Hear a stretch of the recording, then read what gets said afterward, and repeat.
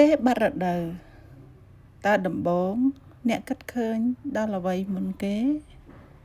ប្រកាសណាស់គឺច្បាស់ជាគិតដល់ការត្រៀមខ្លួនជាម្ដាយសួស្តីអ្នកទាំងអស់គ្នាថ្ងៃនេះខ្ញុំនឹងនិយាយអំពីអ្វីដែលស្ត្រីមានគូគួរធ្វើភ្លាមបន្ទាប់ពីបាត់រដូវពេលដល់ថ្ងៃដែលត្រូវមករដូវបែរមិនឃើញខ្ញុំតែងតែធ្វើតេស្តទឹកនោមទោះបីខ្ញុំមានវត្តរដូវមិនទៀងក៏ដោយការធ្វើតេស្តទឹកនោមភ្លាមបន្ទាប់ពីដឹងថាបាត់រដូវពិតជាមានសារៈសំខាន់ណាស់ខ្ញុំបានពោះពោះកូន2លើកមកហើយដែលលើកទី1ខ្ញុំបានធ្វើតេស្តឃើញថាមានផ្ទៃពោះភ្លាមក្រោយពេលដឹងបាត់រដូវបាន1សប្តាហ៍ដោយឡែកពេលពោះលើកទី2ខ្ញុំបានធ្វើតេស្តទឹកនោមរហូតដល់3ដងបានឃើញថាមានផ្ទៃពោះដែលអាយុករពេលនោះគឺ7សប្តាហ៍1ថ្ងៃការធ្វើតេស្តទឹកនោមឃើញថាមានផ្ទៃពោះយឺតនេះក៏មិនដឹងច្បាស់ថាមកពីមូលហេតុអ្វីដែរតែការពោះលើកទី2របស់ខ្ញុំគឺពោះកូនភ្លោះពេលដែលធ្វើតេស្តទឹកនោមនៅផ្ទះឃើញថាមានផ្ទៃពោះហើយតើស្ត្រីគួរទៅណាបន្តទៀតប្រកាសណាស់សម្រាប់ខ្ញុំគឺខ្ញុំត្រូវទៅជួបជាមួយនឹងពេទ្យជំនាញការទៅជួបពេទ្យជំនាញឬពេទ្យឆ្មបបងប្អូនអាចទៅកាន់មណ្ឌលសុខភាពដែលមាននៅតាមមូលដ្ឋានឬគ្រឹះស្ថានសុខភាពរបស់រដ្ឋផ្សេងទៀតឬបងប្អូនស្ត្រីដែលមានលទ្ធភាពគាត់អាចអញ្ជើញទៅគ្លីនិកឬមន្ទីរពេទ្យឯកជនដែលពួកគាត់ជឿជាក់បានសម្រាប់ខ្លួនខ្ញុំផ្ទាល់ពេលដឹងថាមានផ្ទៃពោះដោយសារខ្ញុំមានអាយុច្រើននិងរស់នៅក្នុងទីក្រុងភ្នំពេញផងខ្ញុំតែងពិភាក្សានឹងគ្រួសាររួចក៏គិតជាស្រេចថានឹងត្រូវទៅសម្រាលនៅមន្ទីរពេទ្យកាល់ម៉ែតដូច្នេះការពិនិត្យផ្ទៃពោះក៏ធ្វើនៅទីនោះដែរការពិនិត្យផ្ទៃពោះលើកទី1នៅតាមមន្ទីរពេទ្យក្រៅពីជួបពេទ្យផ្ដល់ប្រឹក្សានិងផ្ដល់ថ្នាំជាតិដែកឲ្យហើយគឺពេទ្យបានអេកូផ្ទៃពោះដោយឡែកចំពោះការពិនិត្យផ្ទៃពោះនៅតាមមណ្ឌលសុខភាពគឺមិនទាន់មានម៉ាស៊ីនអេកូទេដូច្នេះបងប្អូនអាចទៅអេកូនៅតាមមន្ទីរពេទ្យឬគ្លីនិកឯកជនបានការធ្វើអេកូបន្ទាប់ពីដឹងថាមានផ្ទៃពោះពិតជាសំខាន់ព្រោះអាចឲ្យយើងដឹងពីទីតាំងកថាកតាំងនៅទីតាំងត្រឹមត្រូវឬយ៉ាងណា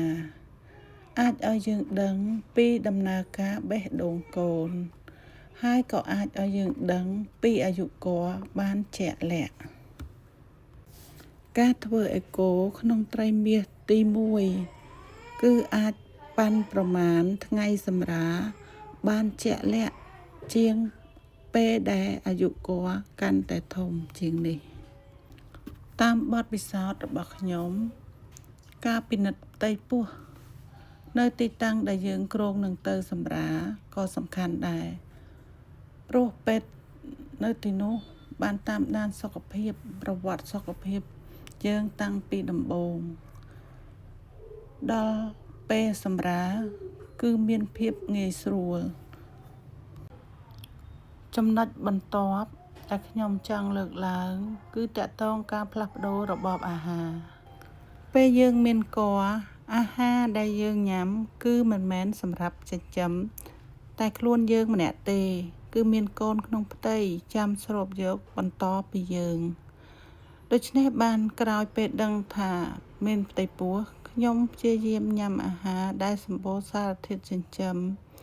ដូចជាបន្លែត្រីសាច់ផ្លែឈើស្រស់ៗ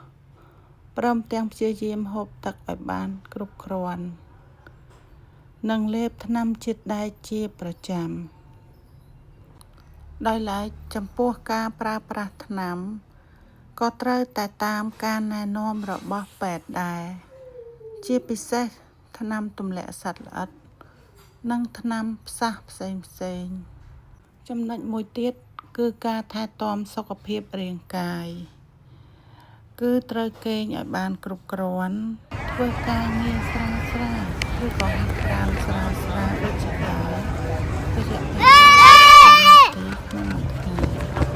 ការដកដង្ហើមវែងក៏ជួយសម្រួលដល់សុខភាពស្ត្រីមានផ្ទៃពោះដែរចំណុចបន្ទាប់ដែលខ្ញុំនឹងនិយាយគឺការត្រៀមចិត្តនិងត្រៀមខ្លួនជាម្ដាយ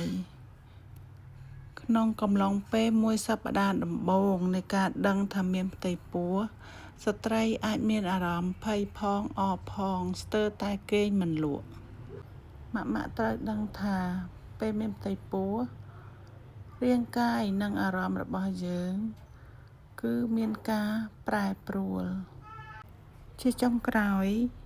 ខ្ញុំសូមលើកទឹកចិត្តដល់បងប្អូនស្ត្រីគ្រប់រូបដែលមានផ្ទៃពោះសូមកុំបោះបង់ខ្លួនឯងទោះស្ថិតក្នុងស្ថានភាពណាក៏ដោយត្រូវស្វែងរកអ្នកគាំទ្រអ្នកផ្ដល់ប្រឹក្សាដោយផ្ទាល់ដូចជាបងប្អូនឪពុកម្ដាយគ្រួសារសាច់ញាតិឬគ្រូពេទ្យជំនាញព្រោះពេលដែលអ្នកជួបបញ្ហា